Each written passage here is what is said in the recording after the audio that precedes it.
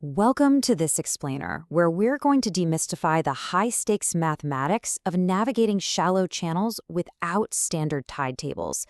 Whether you are plotting a brand new route or trying to pass your Yachtmaster exam, calculating tidal heights and times for secondary ports is an absolutely non-negotiable skill for safe navigation.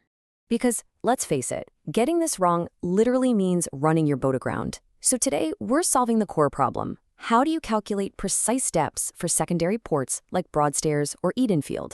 You see, the almanac just doesn't give you a neat, pre-calculated table for every single cove, harbor, or pass in the world. It would be an infinitely massive book. Instead, you have to generate that data yourself, and that is exactly what we are going to learn how to do today.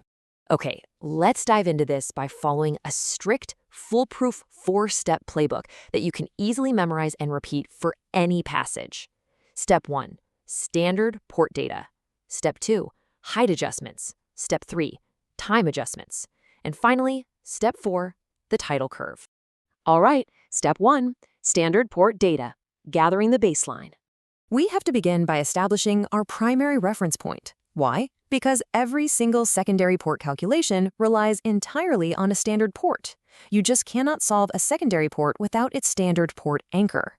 The crucial distinction here is that while a standard port is heavily surveyed and actually has its own precise daily tables printed right in the almanac, a secondary port requires us to make mathematical adjustments based on those standard readings. And don't worry, the almanac will specifically tell you which standard port is associated with your secondary port.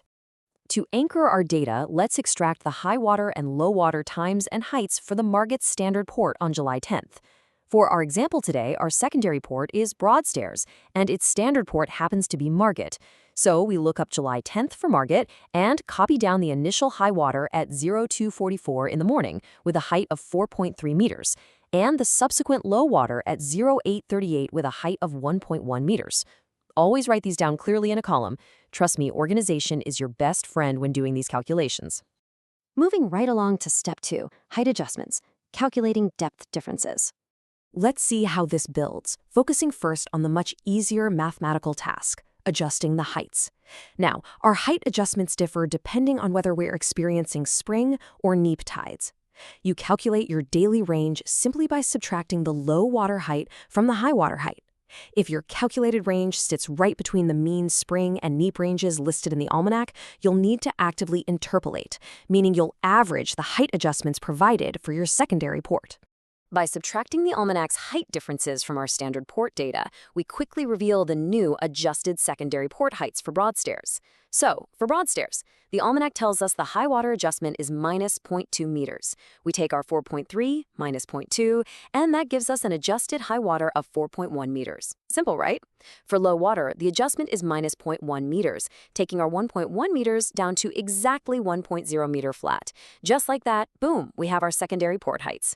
Next up, Step 3, time adjustments, interpolating the gap.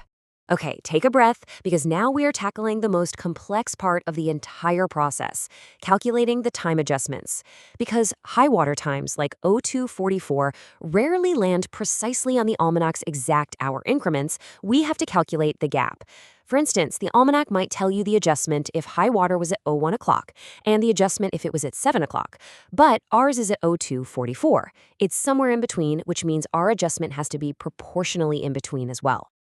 Now, this brilliantly illustrates the cross-multiplication formula. It totally prevents the algebra from becoming overwhelming by simply having us calculate a proportional ratio. We essentially want to find out exactly how far along the timeline our specific tide time is and apply that exact same percentage to the adjustment gap. By crunching these numbers, we find our exact time shift. Let's trace the math slowly together. From 0100 to 0244 is 104 minutes past. The total block from 0100 to 700 is 6 hours, which is 360 minutes. The difference between our two almanac adjustments, let's say they're minus 20 and minus 8, is 12 minutes. So 104 divided by 360 times 12 gives us roughly 3. We move 3 minutes from minus 20 towards minus 8, landing perfectly on a minus 17-minute adjustment. Subtract that 17 minutes from 0244, and we get an adjusted high water time of 0227. Now, if formulas really aren't your favorite thing, I've got a fantastic visual workaround for you. You can achieve the exact same ratio by literally just drawing a 30-degree X and Y axis scale on a piece of paper and dropping a straight edge. You simply put the times on one axis, the adjustment minutes on the other, connect the ends, and draw lines straight down from your specific time to find the exact adjustment. It's like a geometry hack. Finally, we've made it to step 4, the tidal curve, plotting safe passage. This is where we take all of our carefully adjusted times and heights and apply them to the standard port's tidal curve, turning abstract numbers into a tangible passage plan. But watch out, here's a really common trap. When deciding which curve to use, remember, you select the solid spring line or dotted neap line based entirely on your calculated tidal range, not the time difference. If your range from step 2 sits right in the middle, you just interpolate visually, directly between the solid and dotted lines. Following this physical plotting procedure on the curve literally translates your raw data into a visual representation of the water's movement over the entire day. You just mark your new secondary port low water on the bottom scale, mark the high water on the top scale, grab a straight edge, and connect them with a straight line. Once that's done, write your new secondary port high water time right in the box at the bottom. So, the crucial point of all this is knowing exactly how much water you actually need. Like in our Eden Field hypothetical here, where we require exactly 1.7 meters of tidal lift to cross safely. Let's break that down real quick. Say your boat has a 1.8-meter draft and you want 1 meter of safety clearance under your keel. That is 2.8 meters of total depth required. But the chart shows the pass naturally has 1.1 meters of water. So 2.8 minus 1.1 means we need the tide to rise at least 1.7 meters for us to safely pass. And here is the massive payoff. By reading the bottom time axis on our completed curve, we get the exact local time window where our vessel has safe clearance. You'll literally just take that 1.7 meters, find it on your straight line, follow it horizontally to the tidal curve, and drop a line straight down to read the time. In this scenario, factoring in our local time zone shift, it reveals a safe crossing window between 0840 a.m. and 5 p.m. Outside of that window, you risk hitting the bottom. Inside, you're golden.